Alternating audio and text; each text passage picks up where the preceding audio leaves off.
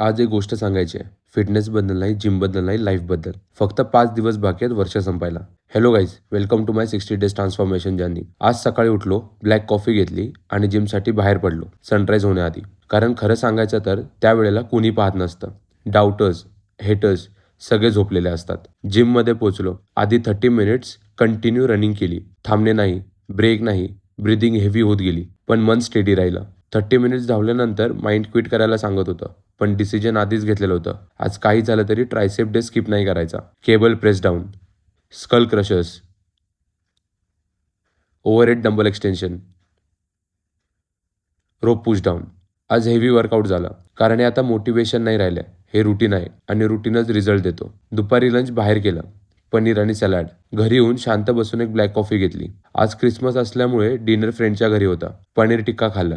Diet break होऊ दिला नाही. आता ऐक, 1 जानेवारीची वाट पाहत बसू नकोस. कॅलेंडर बदलतो, सवय नाही. जे करायचं आहे ना ते आजच सुरू कर. मन जे सांगते ते कर. शॅडोमध्ये काम कर, सायलेन्समध्ये बिल्ड कर. एक्सप्लेन करायची गरज नाही कुणाला. रिझल्ट बोलू दे तुझे, तू नाही. Day 55 done. मी अजूनही इथे आहे. 5 दिवस बाकी आहेत. उठ, बाहेर पड आणि आजच सुरू कर.